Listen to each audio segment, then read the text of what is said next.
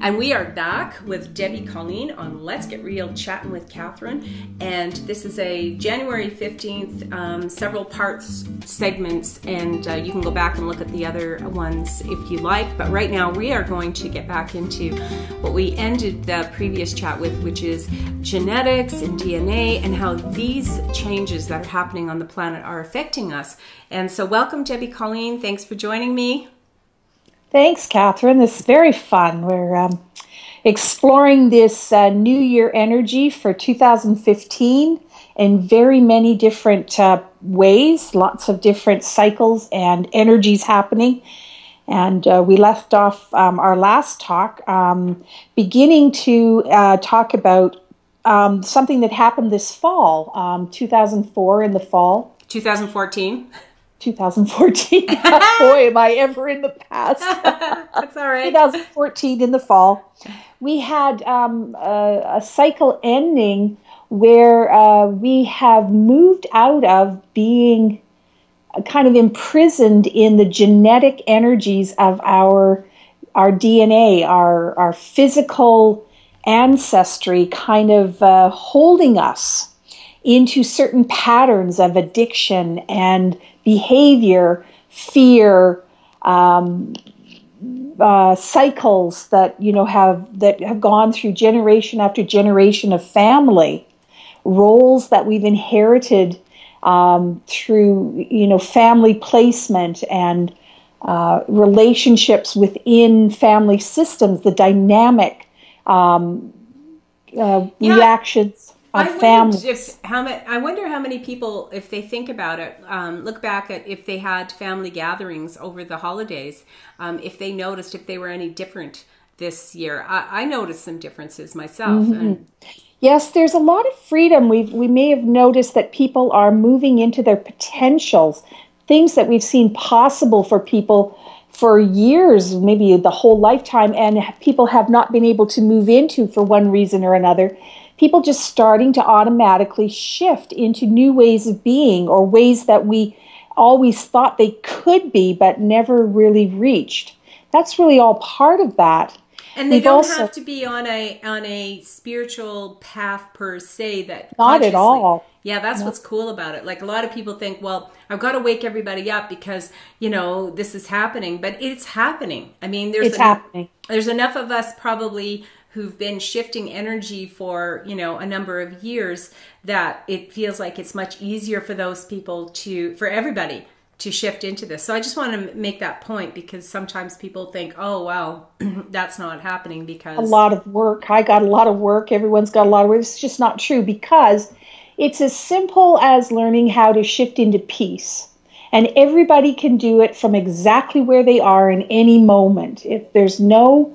there's no struggle involved. It's just learning. It's about giving up, or, well, it's different for everyone. It's part of the mystery, but it's accessible by everyone because it's the energy that surrounds us now, and we can do it instantly or we can do it over time. It's our choice, and we will see it unfolding in every possible way, because that's what we're here to do: see everything unfolding in every possible way. So when you're talking about genetics, though, and DNA and that, is there so you have your family DNA, your family, mother, father, and back through time, but is there also a human collective DNA that shifted some of the... Yeah, it's all shifted, yes. So things that we get from our race, from our ancestral heritage in all ways, it's all changed. And, a good example came to me as talking to a group of people recently. And I thought, when we're a child up until 3 years old, we have this energy in our family, and our forebrain is not, our front brain is not fully developed. So we don't actually have life experience or that so-called rational mind ability to contextualize what's going on. So we just accept it.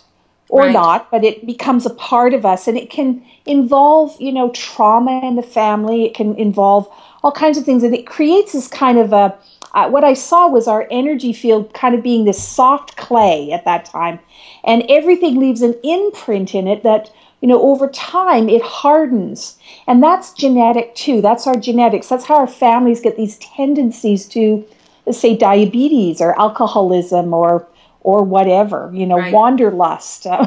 Right. And the roles in families from generation to generation. Oh, you're just like your uncle, or when you were the same age as, when your aunt was that same age, she did the same thing as you. That kind of thing. Yeah. We're given these generational roles, and in many lifetimes in the past, our ancestors had really traumatic things happen. And that, because as we're learning, our DNA is actually quite malleable, and it can take on these imprints of things, traumas that happened in the past, and it can get set into this hardened clay, like adobe or whatever, porcelain, and that DNA gets transferred from generation to generation. So now. Even, I'm just thinking about, so even if a child under 3 is, some kids today have a lot of news in their world, like the TV's on all the time, or something happens in the world and they're just a baby, but they pick up on all that negative energy that's going on. Would that also feed it, into your... That could, but young children are more closely affected by what goes on in their personal world. So if it affected their parents or their siblings or something like that, that would affect them. Yeah, but they're not going to be so affected by what they see on TV as much as how their family is affected by it. But if the family reacts to it, like let's say something's going on and the parents hear it on the news, and then it becomes the dinner table conversation, it becomes, oh my God, the world is a scary place, then they would pick up on that. That's right. And, for most of us, it's all what comes through, not just the intellectual part of it, the speaking and what is received, it's the feeling. Right. We react to the feeling. So if the family is frightened or traumatized in some way, say if, dad loses his job, or, there's violence, towards someone, an older sibling at school, or some crazy thing, it just affects that child. It's funny because right now when you're saying that, I'm thinking about, in 1962 or 61, when John F. Kennedy was assassinated, and then, Martin Luther King and Robert Kennedy and all that, all the little kids that weren't alive when it happened, they would have picked up on that energy, that the world is a fearful place, and kind of makes me wonder if that didn't have an impact on how we went forward as I think Marianne Williamson wrote about that in Healing the Consciousness. I'm not sure if I got the right name there. Healing the Consciousness of America or something. And it wasn't just America that was affected by that, because all over the world, it's like Diana's death, how it had that. And are those the kinds of things too that would impact? They would impact, but mostly in regards to how the child was in their family, because they're very young. It's how they're interacting in the smaller sense with the people around them. However, there's another point to look at this too, is that, we are not just being affected by things out there, we've created them too. Right. So, when things like that happen in the world, it's because there's this huge energy on the planet, that the planet is a scary thing and violence can happen. And, so these are not things that just happen. These are things that were created from, thousands of years of belief. So again, that's part of the DNA. Right. So what came first, the chicken or the egg?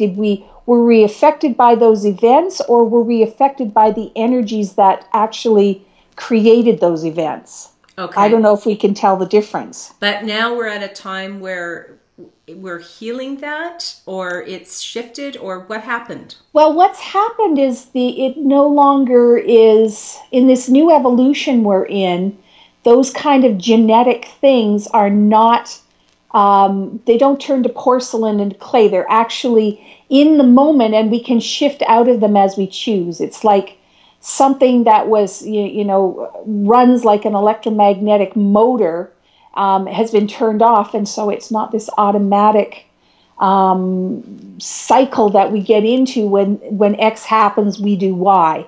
So we can change our habits easier. So we can, and that's a really good point, because that's what we have to deal with now. That even though we might have been with our family over the holiday, the same old thing could have happened because we still have the same habits creating the same behaviors, and that's the part we can deal with now.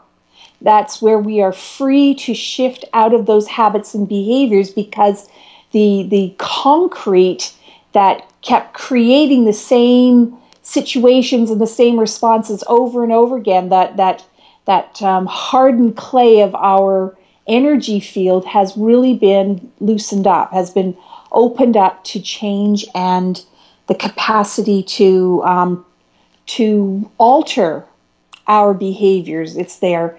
But we still have to take into account the habits and behaviors that we have, that we developed to protect ourselves from what was imprinted in our energy fields and in our bodies, in our responses. But this would be, for people listening, this would be important to know, is that if you've looked, some people will say, well, I tried to change that. I tried that. It didn't work. It didn't work. Maybe it didn't work in that energy. But if there's something that you wanting to change in your behavior, your habits, whatever, now this is the time to do it. This is time to do it, because you're supported. Absolutely.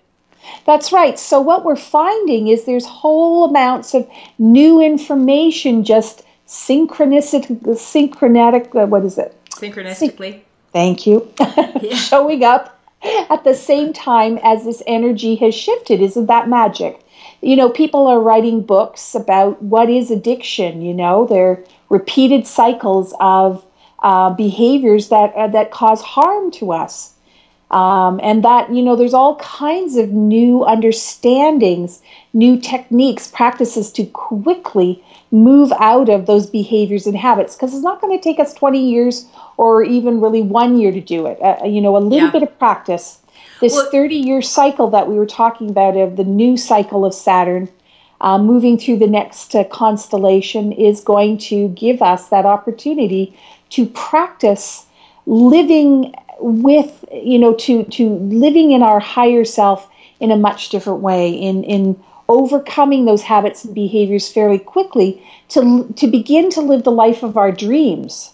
Well, it's funny, because this came to me yesterday when somebody asked the question about New Year's resolutions, and I recognize that I don't do that, and I don't tend to look at, because as we talked about previously, for me, it's more around my birthday. That's when I tend to do my sort of reflection and whatever. But I've never been really big on the New Year's resolution concept. And what occurred to me the other day is this whole cycle of, the new year follows this great period of holidays, eating, drinking, socializing, all those kinds of things. And then it's like there's a sense of that the behaviors that you do in the holiday season somehow are wrong. And as soon as January 1st comes, it's about sort of saying, like it's almost like you're doing these holiday festival things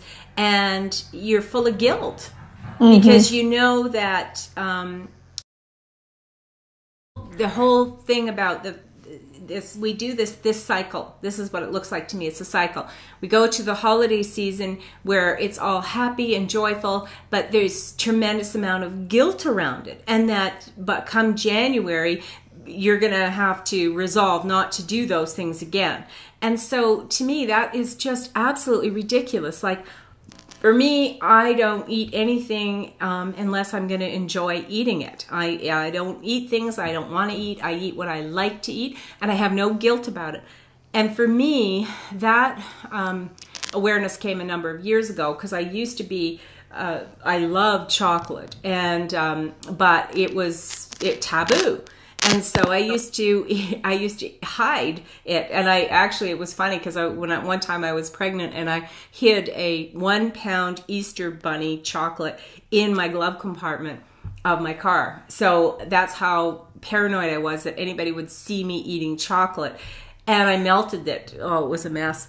But after that, I realized that was part of my cycle, is that being embarrassed that I would eat chocolate. And now it's a joke because I eat it when I want to, but I don't feel the need to eat it all the time. Like it's like eat it in secret, finding a place to eat it or not be seen. So to me, this cycle of,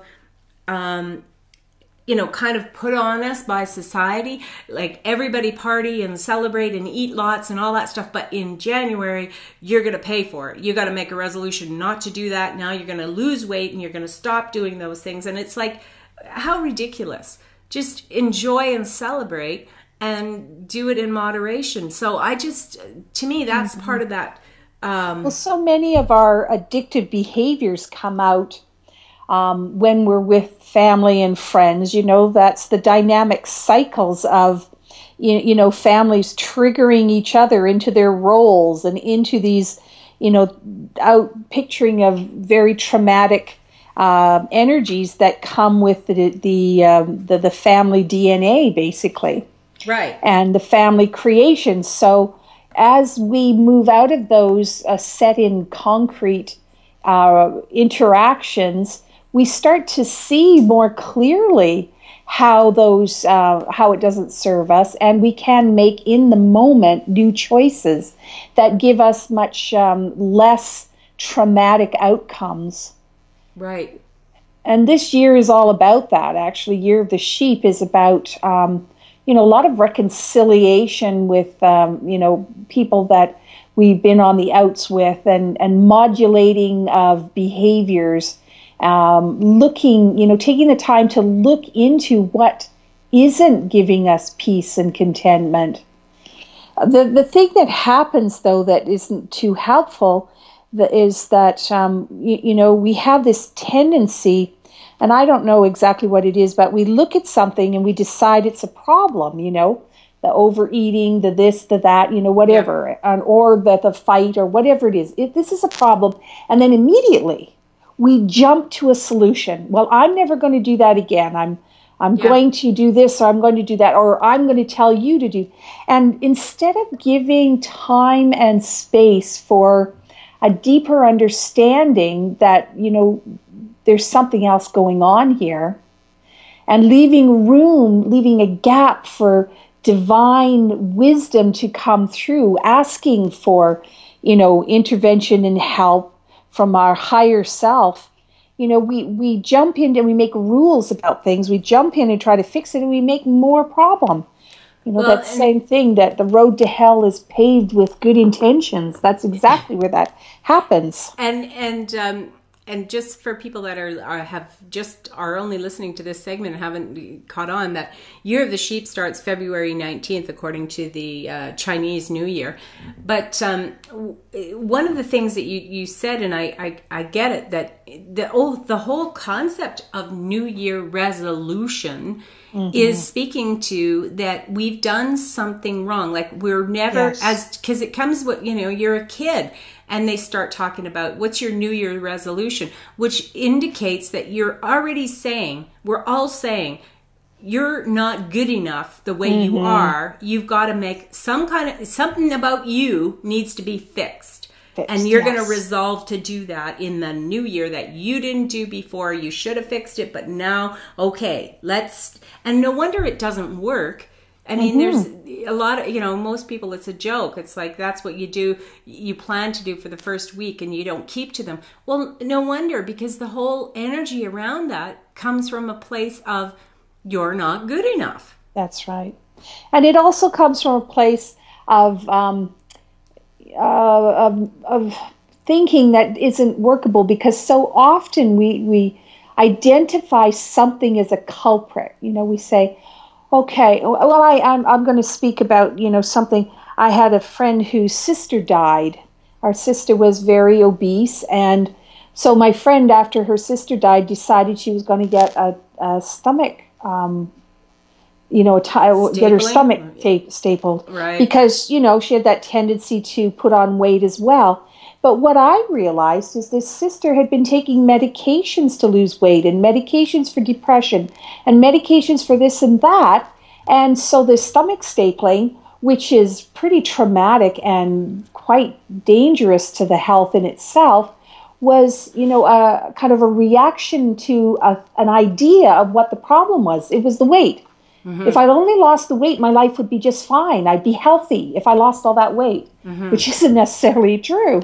Or assuming that the sister died because of that. Because of her weight and not because of the interactions of these horrendous medications she was on. Yeah, and alternatively, as I say frequently, and people know this, there's only one way off this planet. You have mm-hmm. to drop your body. And we don't know. We can't know when one person is done. We just, we don't have that, we just don't know. And so we have to me, this is so liberating to realize that we react like when my father died, he was 37, he had a massive heart attack. Wow, my goodness. It became this whole thing. All of our family had to get our hearts checked. And we lived as children. We grew up with the belief that because his dad died, in his 50s. My dad died 37. Well, then it looked like it was coming down the pike and we were all going to die at, 20. Mm-hmm. So mm-hmm. all of us as children, until we hit 37, we felt like it could be any minute. And, it was bizarre. One of my brothers drowned at 23. So, it wasn't his heart. Mm-hmm. It's a belief that's passed down. And I think that is what, imprints on your DNA and your genetics, that belief system, which we could have made happen, easily enough. Mm-hmm. We have so much power to attract and to create in our life, and mm-hmm. We're learning more and more of that as we, move into this new evolution and things are happening so quickly. We're starting to learn that we can shift our energies very quickly to change outcomes. And now, as we have had this experience of the clearing away of a lot of that genetic predisposition things, all we really need to do to move into it is start working with our beliefs and our attitudes, our understandings, and that will automatically shift us into a place that will take us to a much healthier, much easier lifestyle.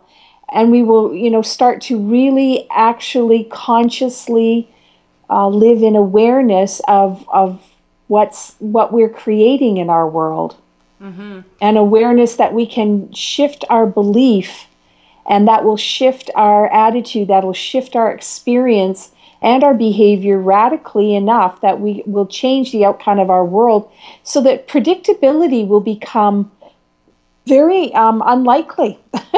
We're becoming very unpredictable. Mm-hmm. And that will open up a huge range of outcomes that we haven't had access to in a long time. There's going to be a lot of difference in what people's experiences are.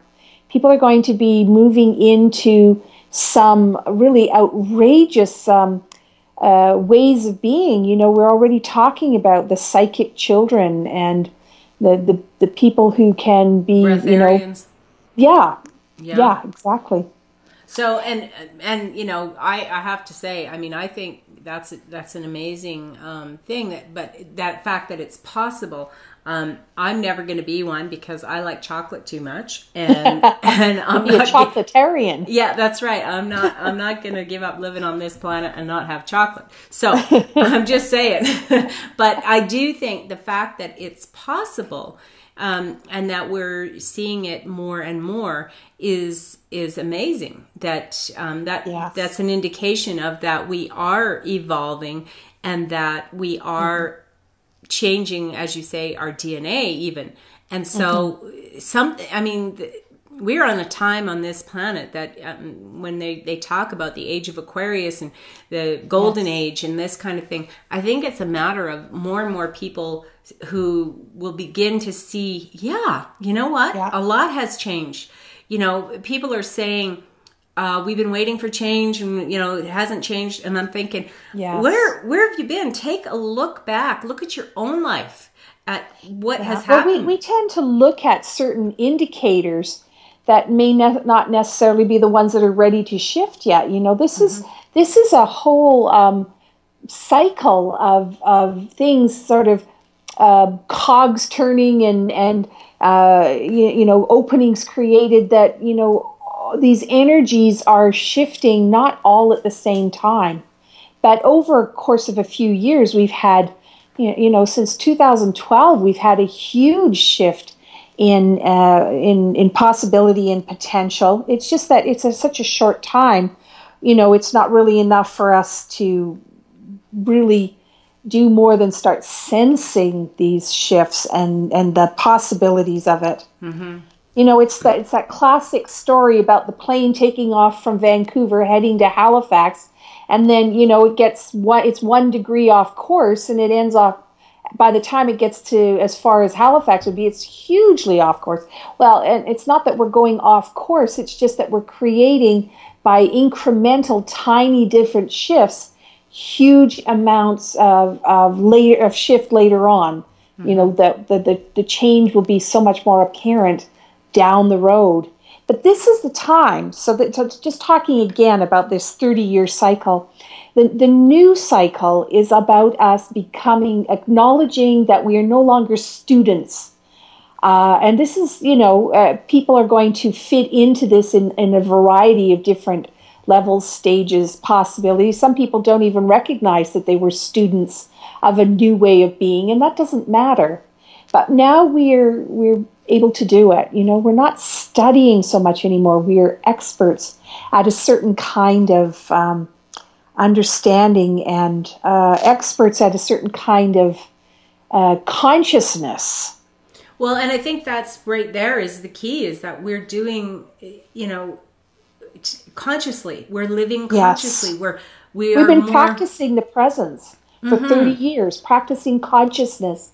And it behooves us, I love that word, it behooves us to recognize that it's time to stop practicing and to actually put it into practice. And this experience of this fall actually allows us to do it, because we're not being automatically shunted back into behaviors predicated by our DNA, by our ancestry, by our genetics.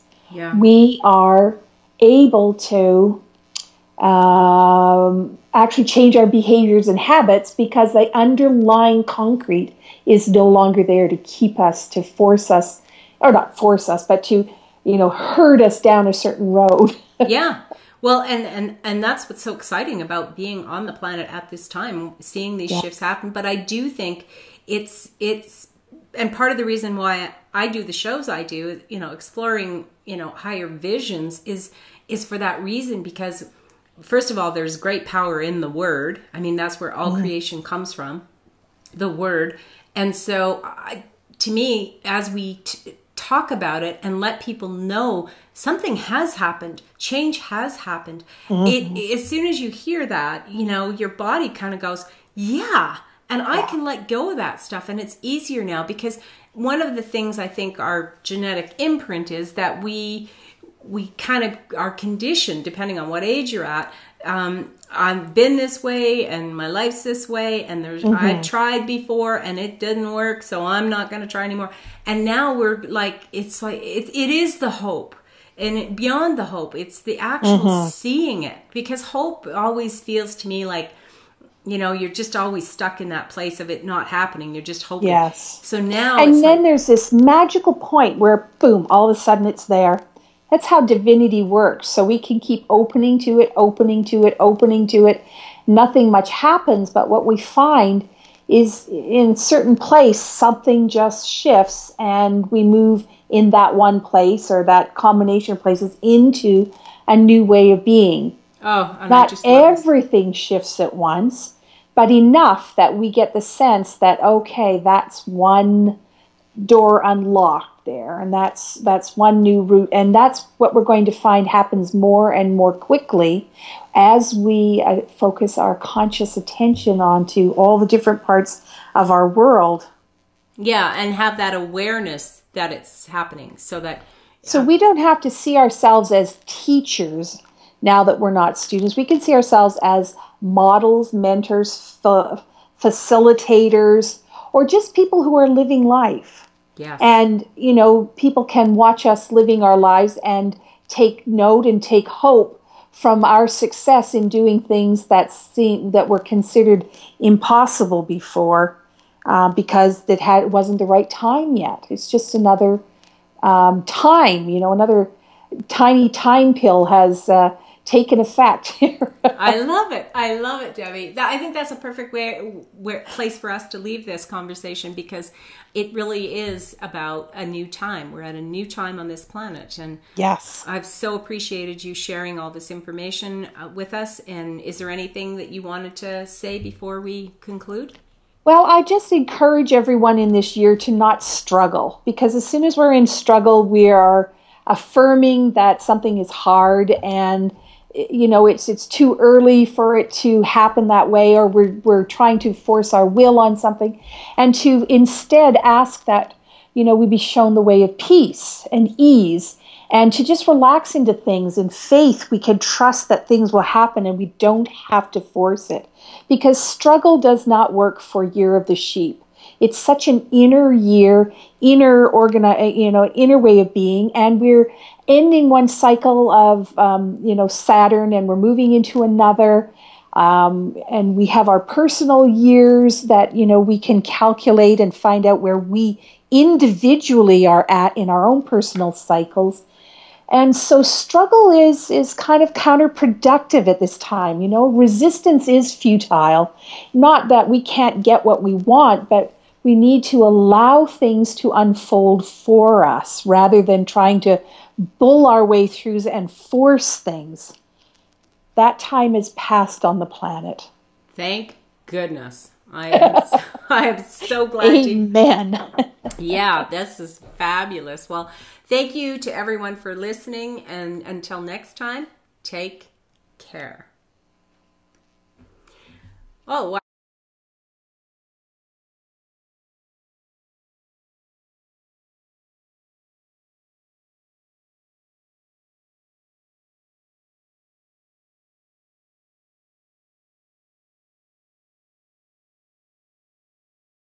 Wasn't that amazing?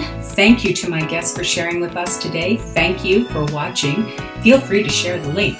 You can join us for live shows by going to letsgetrealchattingwithcatherine.com and listen to the replays from the show page, preview guests, and explore links to our Facebook fan page, WordPress blog, and more.